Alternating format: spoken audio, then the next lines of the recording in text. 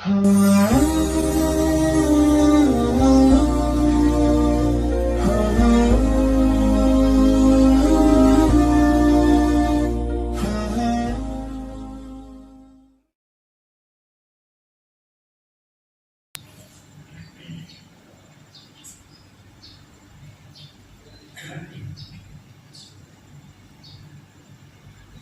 Akbar, Allahu Akbar, asyhadu an la ilaha illallah, asyhadu anna Muhammadar Rasulullah, hayya 'alas shalah, ya 'alal falah, qad qamatis shalah, qad qamatis shalah. Allahu Akbar, Allahu Akbar, la ilaha illallah.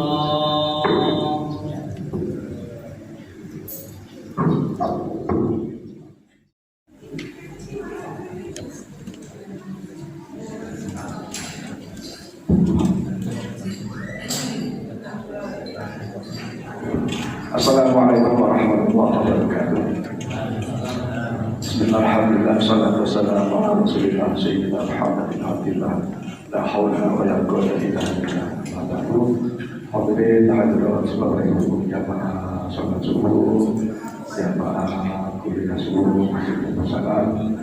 Alhamdulillah, syukurillah kita masih diberikan kesehatan oleh Allah Subhanahu wa taala, diberikan kesempatan dan kemampuan untuk melaksanakan berbagai amaliyah ibadah kita, termasuk salat subuh berjamaah pada hari ke-13 Ramadan 1445 Hijriah. Mudah-mudahan berbagai amaliyah kita senantiasa diterima oleh Allah Subhanahu wa taala dan kita diberi kemampuan untuk bisa menyelesaikan kewajiban utama kita di bulan suci Ramadan. Mudah-mudahan selesai Ramadan kita menjadi hamba-hamba yang muttaqin. Amin ya rabbal alamin. Ya Allah sekalian, sebagaimana jadwal kuliah subuh pada pagi ini, insyaallah akan disampaikan oleh Al-Mukarram Ustaz Ahmad Mukarram dari Pondok Pesantren Khulafaur Rasyidin. Mari kita dengarkan pengajian beliau, mudah-mudahan menambah ilmu bagi kita semua untuk menyempurnakan berbagai amaliyah ibadah kita dan memperbaiki untuk kualitas ibadah, kualitas dan kuantitas kita menjadi lebih baik. Saya kira saya tidak berpanjang lebar, untuk itu kami persilakan kepada Ustaz Ahmad Mukarram menyampaikan proposiannya. Assalamualaikum warahmatullahi wabarakatuh.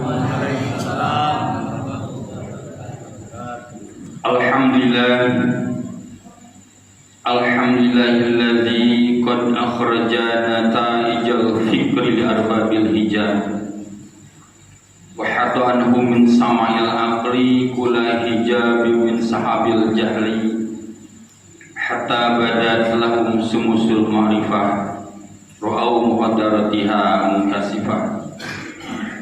Nahmaduhu jalla al-in'ami bi ni'matil imani wal islam man hasana bil khairi man qad ursilan wa khairi man haja maqamatil ula Muhammadin sayyidil muktafa al-arabiyil hasimiyil mustafa sallallahu alaihi wa damal hijab yakhuddu min bahril ma'anil hajat wa alihi wa sahbihi dawil huda mangsubihu bi anjumi fil ihtida.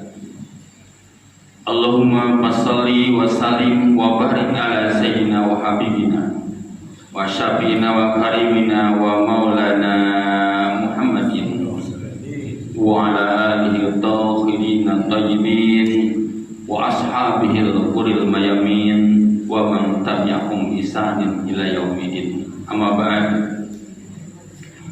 Bayyil hadirun ittaqullah bi fi'lil ma'murat wa jinabil manhiyat la'akum tuflihun. Faqad qala Allah ta'ala fi kitabihil karim wa huwa asdaqul qailin. A'udzu billahi minasy syaithanir rajim. Bismillahirrahmanirrahim.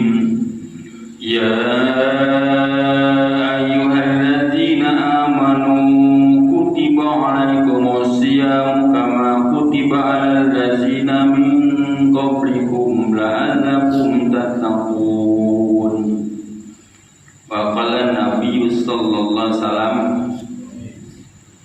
rogima an rajulin dukirtu indahu falam yusalli alayya wa rogima an rajulin indahu abawahu au ahaduhuma falam yakma bihaqihima amalan dahul al bisababil jannah wa rogima an rajulin dahula alaihi Ramadan wa tam Ramadan qabla ayyakul sadaqallahul azim wa sadaqa rasuluna bil karim wa nahnu ala zalika minasyahidin wasyakirin walhamdulillahi amin. Puji dan syukur marilah kita panjatkan kepada Zat Allah yang mana atas kasih sayangnya lah kita dapat berkumpul bermuajah di masjid yang mulia ini dalam rangka berjamaah salat subuh dan juga beriktikaf di masjid ini bersilaturahmi. Mudah-mudahan kumpulan kita ini dipenuhi dengan curahan rahmat Allah dan pertolongan dari Allah Subhanahu wa taala. Juga salawat beserta salam semoga senantiasa Allah curahkan kepada pimpinan alam ani habibana wa nabiyana baginda Muhammad sallallahu alaihi wasallam, juga seluruh keluarganya, para sahabatnya, para tabi'in tabi'at, dan mudah-mudahan kita selaku umatnya jadikan orang-orang yang husnul khatimah yang insya Allah akan berbahagia nanti pada hari kiamat. Ya, saya hormati seluruh alim ulama, para ustadz, para guru-guru, para tokoh masyarakat yang senantiasa kita doakan. Mudah-mudahan semuanya kita diberikan kekuatan istiqomah di jalan Allah dan juga diberikan keberkahan dalam perjuangan kita dan juga diberikan kemenangan dari dunia sampai akhirat. Juga teristimewa yang saya hormati para pengurus masjid, Bapak Salam, khusus Bapak Haji Farhan, Bapak Bendahara, Bapak sekretaris, dan semuanya kita yang memakmurkan masjid ini. Mudah-mudahan kehadiran kita pada pagi hari ini merupakan ibadah yang diterima oleh Allah Subhanahu wa taala, dan mudah-mudahan kita bahagia dari dunia sampai akhirat nanti. Dan semuanya para jamaah yang tidak bisa saya sebutkan satu persatu, insya Allah tidak mengurangi rasa hormat saya kepada semuanya. Insya Allah kita hadir di masjid ini ada dalam berkah di Allah Subhanahu wa taala. Saudara-saudara, para ibu, para bapak yang saya hormati, dan Allah muliakan, bulan Ramadan tak diragukan lagi merupakan bulan pendidikan dari Allah, bulan seleksi dari Allah supaya kita tergolong orang yang selamat, yaitu dengan salah satu pintunya yaitu takwa kepada Allah Subhanahu wa taala. Coba kita perhatikan karakter ayat-ayat yang saya bacakan tadi. Ya ayyuhalladzina amanu kutiba alaikumusiyam. Wahai sekalian orang-orang yang beriman, kutiba difardukan alaikum atas kalian asyamu berpuasa. Kita perhatikan Allah mengundang terhadap orang yang beriman. Ya ayyuhalladzina amanu. Ini seruan dari Allah, ini undangan dari Allah, merupakan penghormatan terhadap orang-orang yang beriman. Tidak misalkan Allah ya ayyuhanasu, tapi ya ayyuhalladzina amanu, dikhususkan untuk orang-orang beriman. Apa artinya? Jadi puasa Ramadan bisa timbul keberkahan, bisa berhasil mendapatkan kebaikan, mendapatkan jalan menuju akhirat apabila dilakukan oleh orang beriman. Sehingga dalam fikih salah satu syarat sahnya puasa adalah kesatu Islam, beriman. Apabila dilakukan oleh orang yang tidak beriman, maka tidak ada pengaruh, tidak bisa membakar dosa, tidak bisa membersihkan dosa-dosanya untuk berbahagia di akhirat apabila tidak dilakukan oleh orang beriman. Alhamdulillah, kita bersyukur kepada Allah bahwa kita beriman dan kita mau mengambil tawaran dari Allah, undangan dari Allah yang merupakan kemuliaan dikhususkan untuk umat Nabi Muhammad, diberikan suatu bulan yang berkah, yaitu bulan suci Ramadan. Nomor kedua, kata Allah, kama kutiba alal ladzina min qablikum. Ini perbandingan ya Allah, sebagai motivasi dari Allah, sebagai dorongan semangat. Kama kutiba, seperti telah dipadukan juga puasa itu, alal ladzina min qablikum, terhadap orang-orang yang sebelum kalian, kata Allah, sebelum umat Nabi Muhammad. Oh, ternyata umat-umat terdahulu diberitakan sama Allah juga ada ibadah puasa sebagai pelatihan dari Allah, sebagai pendidikan dari Allah Subhanahu wa taala. Sehingga kita insya Allah kuat puasa karena orang terdahulu juga kuat berpuasa. Biarkan perut kita pedih, biarkan perut kita terasa lapar, lemas, supaya kita merasakan bagaimana saudara-saudara kita yang sehari-hari, bukan hanya bulan Ramadan, merasakan kelaparan, merasakan lemas karena tidak ada makanan di tangan. Banyak saudara-saudara kita yang berpuasanya tidak tahu apakah maghrib itu ada makanan, apakah dia bisa sahur. Banyak saudara-saudara kita yang masih susah mendapatkan seteguk air. Bukan hanya di Palestina sekarang yang sangat kelaparan, bangsa kita masih ada ini yang sahurnya hanya dengan rebus daun singkong, masih ada. Sehingga ini adalah pendidikan di Allah supaya kita merasakan bagaimana laparnya orang-orang yang miskin, bagaimana laparnya orang yang tak mampu mendapatkan makanan. Nah, ini adalah pendidikan dari Allah Subhanahu wa taala. Seleksi dari Allah supaya kita ada peduli terhadap sesama. Nah, ingin mengorbankan sebagian harta kita untuk orang-orang yang lemah, ditakdirkan sama Allah susah mendapatkan rezeki. Lalu untuk apa tujuan Allah memberikan kewajiban puasa? Kata Allah, la'allakum tattaqun. La'allakum, yakin supaya terbukti kalian, kata Allah, tattaquna, itu menjadi orang yang takwa. Jadi puasa menggiring kita, jadi seleksi untuk kita supaya tergolong orang-orang yang takwa. Lalu apa keuntungan orang yang takwa? Itulah pintu menuju surga. Takwa adalah satu-satunya pintu untuk selamat dari dunia sampai akhirat. Takwa secara bahasa takut dengan Allah, secara istilahnya imtisal awamirillahi wa jinabun nawahi, menjalankan segala perintah Allah dan juga berusaha untuk menjauhi segala larangan Allah SWT. Jadi ayat ini adalah perintah dari Allah, undangan dari Allah, bahwa kita diundang untuk melakukan salah satu ujian dari Allah, yaitu berpuasa. Ya, alhamdulillah kita udah beberapa hari ini kita ambil undangan itu.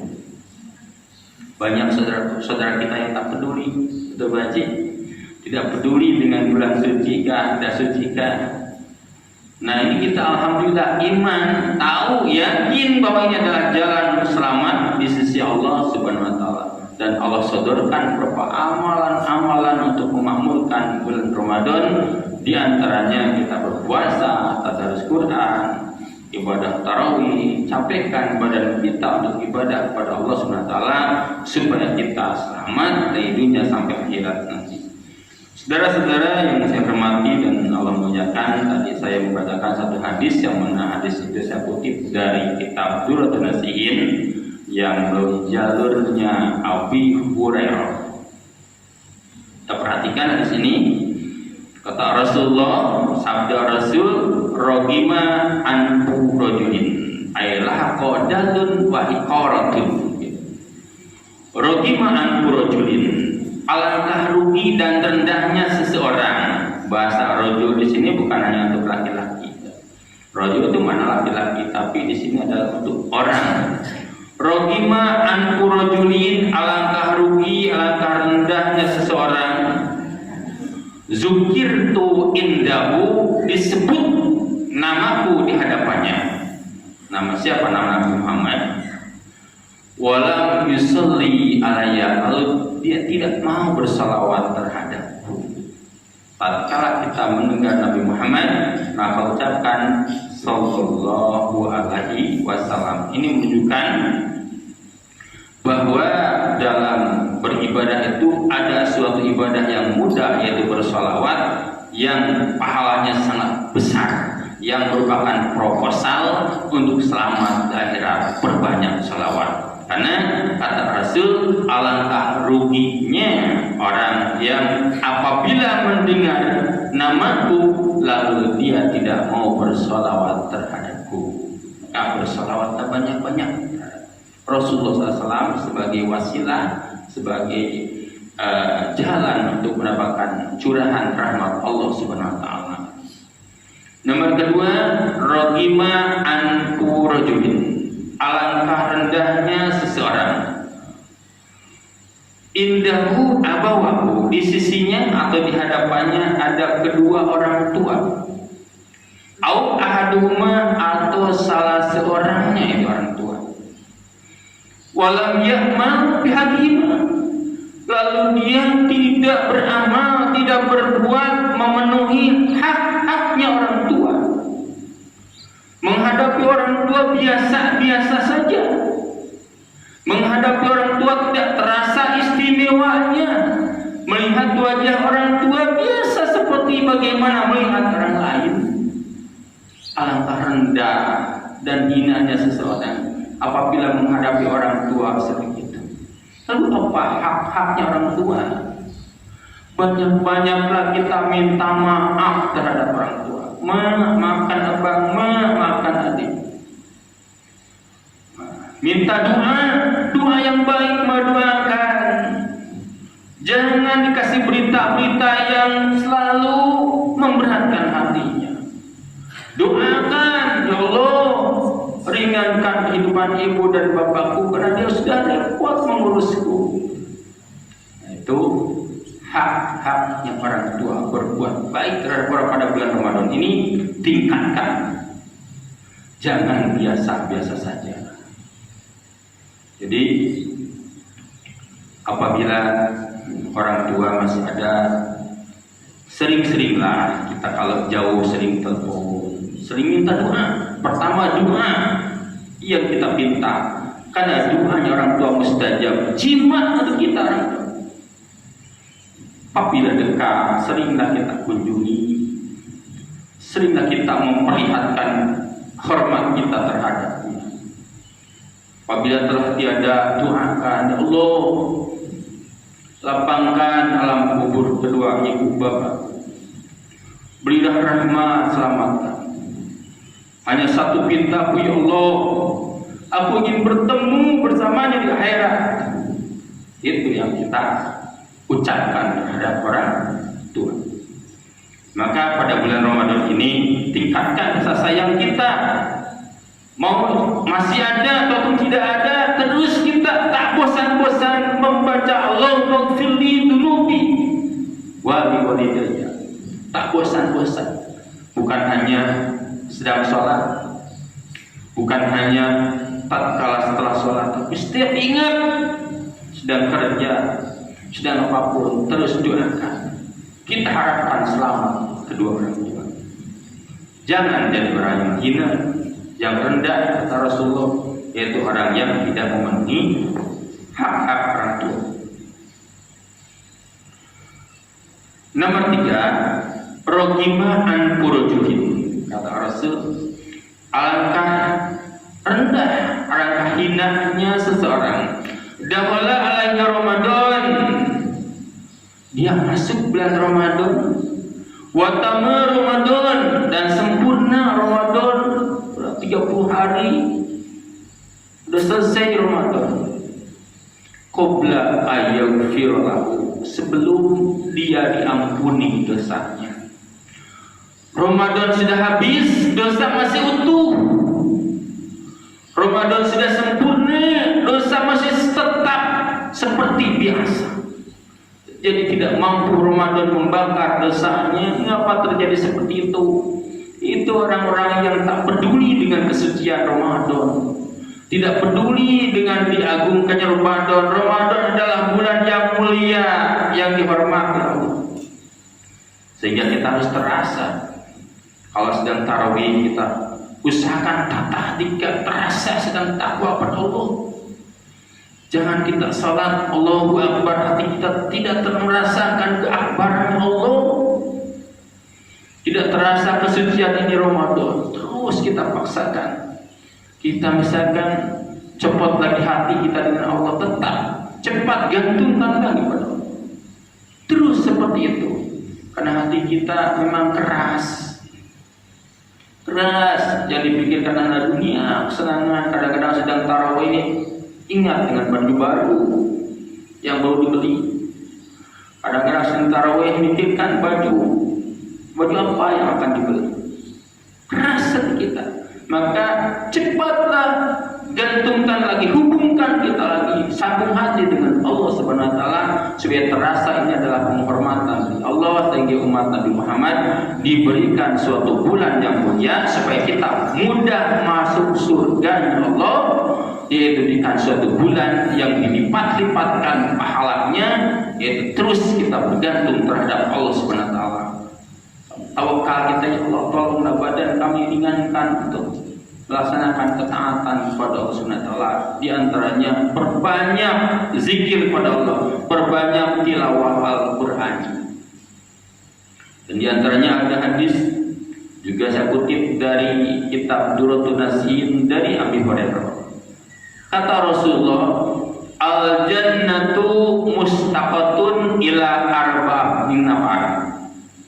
Surga itu rindu, menunggu ila arba'ati nafarin, pada 4 golongan manusia. Siapa mereka yang dirindukan surga? Luar biasa, surga rindu, surga menunggu. Kesatu adalah taliyil Quran, orang yang gemar membaca Al-Quran. Ya, yang namanya gemar, Pak Ibu, bukan hanya Ramadan baca Quran. Yang namanya gemar itu di luar bulan Ramadan tak mampu jauh dari Quran. Itu gemar. Walaupun bukan bulan Ramadan, tadarus tas berjalan. Walaupun hanya 2 lembar sehari, tetap rindu dengan Al-Quran. Waktunya kapan? Kapan saja kita sempat waktu maghrib ya maghrib, sempat waktu isya ya isya, sempat waktu subuh ya subuh. Kapan cari kita terus cari mana waktu yang luang di sela-sela kesibukan kita. Jadi taliyul Quran adalah orang-orang yang dirindukan oleh surganya Allah. Nomor kedua, hafidhul lisan, orang yang pandai menjaga lisan. Orang yang pandai menjaga lisan dirindukan sama surganya Allah. Apa yang dijaga? Menjaga lisan dari ucapan-ucapan yang menimbulkan murkanya Allah.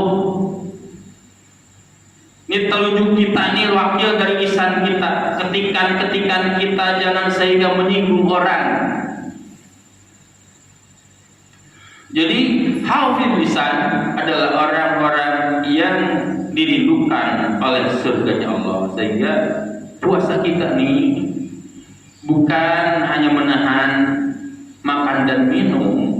Sehingga kata Imam Ghazali dalam pidato hidayahnya, wala tadumu idza sumta an-sauma tarku akli wasurbi wal liqa. Kata Imam Ghazali, jangan sangka wala tadumu, dan punya dugaan apabila kalian puasa itu hanya meninggalkan makan dan minum dan berhubungan suami istri, bukan. Puasa kita harus menyeluruh, di antaranya harus lisan kita jaga, mata kita jaga, telinga kita jaga. Jangan sehingga pada pelaksanaan puasa itu hanya lapar dan dahaga saja kita dapatkan. Kenapa? Karena puasanya hanya menahan perut saja. Harus menyeluruh, mata kita jaga. Sekarang itu kemaksiatan, jangankan di jalan, di pasar dan sebagainya, di kamar pun tidak bermaksiat. Zaman sekarang itu karena medsos sangat mudah mengaksesnya, kemaksiatan kita sedang pengajian juga normal kemaksiatan. Harus pandai kita menjaganya. Jadi hafid lisan adalah orang-orang yang dirindukan oleh surganya Allah. Nomor ketiganya wa mut'imil ji'an. Mut'imil ji'an artinya orang yang suka memberi makanan, minuman terhadap orang-orang yang sedang lapar. Bukan hanya untuk berbuka puasa, kita pandai-pandai mencari tempat-tempat untuk menyalurkan sedekah kita sampai terhadap orang-orang yang ji'an, yang lapar. Mut'imul ji'an dirindukan oleh surganya Allah. Maka sisihkan sebagian harta kita untuk sedekah, karena as-sadaqatu tarfa'ul bala, inna sadaqata la tudbi'u an ahliha haral kubur. Sungguh sedekah itu akan mampu memadamkan siksa kubur. Wa inna ma yastadil mu'minun yaumal qiyamah bi sadaqati. Sungguh orang-orang yang beriman nanti bisa berteduh pada hari kiamat bi sadaqatihi, di bawah peneduh sedekahnya. Maka pada bulan puasa ini, bulan Ramadan ini yang dilipat gandakan, sisihkan, selalu ingat kita untuk bisa jadi mut'imil ji'an. Nomor keempatnya yaitu wasaimin fi syahri Ramadan, yaitu orang-orang yang menjaga puasanya pada bulan Ramadan. Insya Allah mudah-mudahan kita semua termasuk orang-orang yang 4 golongan ini, sehingga orang-orang yang dirindukan oleh Allah Subhanahu wa taala, karena bulan ini adalah bulan yang sangat dihormati oleh Allah, bulan yang sangat mulia yang dihormati Allah. Mengapa bulan ini dihormati oleh Allah? Mengapa bulan ini diagungkan sama Allah untuk kita? Karena bulan ini adalah bulan yang diturunkan Al-Quran. Setiap sesuatu yang berhubungan dengan Al-Quran akan agung. Nabi Muhammad agung. Tiap hari disebut, seluruh dunia manusia menyebutkan Nabi Muhammad bersalawat karena Nabi Muhammad akan membawa Al-Quran. Bulan Ramadan agung karena pada bulan Ramadan inilah diturunkan Al-Quran. Sebagai Allah jelaskan, Syahrul Ramadan alladzi unzila fihil Quran hudal linnasi wa bayyinatin minal huda wal furqan. Syahrul Ramadan, bulan Ramadan adalah alladzi unzila fihil Quran, yaitu suatu bulan yang dimana diturunkan Al-Quran. Hudal linnas, yang Al-Quran adalah hudan, merupakan petunjuk dari kesesatan untuk orang yang beriman. Hudan linas wa bayyinatin minal huda, dan penjelasan tentang petunjuk itu. Maka kalau kita mengamalkan Al-Quran, insya Allah akan jadi orang yang agung. Di akhirat tinggi levelnya, di surganya bukan di pinggir surga, tapi surganya surga yang tertinggi, surga Firdaus. Maka agungkan Quran dengan banyak membacanya dan berusaha untuk mengamalkannya. Karena kata Allah, hudal linnasi wa bayyinatin minal huda wal furqan. Apa furqan itu? Al-Furqan, Quran itu memisah antara hak dan batil, antara yang bermanfaat dan mudarat, antara yang membuat selamat dan membuat celaka. Insya Allah kalau hati kita selalu bergantung dengan Al-Quran dan berusaha untuk menghafalnya, berusaha untuk mengamalkannya, dijadikan orang-orang yang agung, Sebagaimana Allah mengagungkan satu bulan yang mana bulan diturunkan Al-Quran.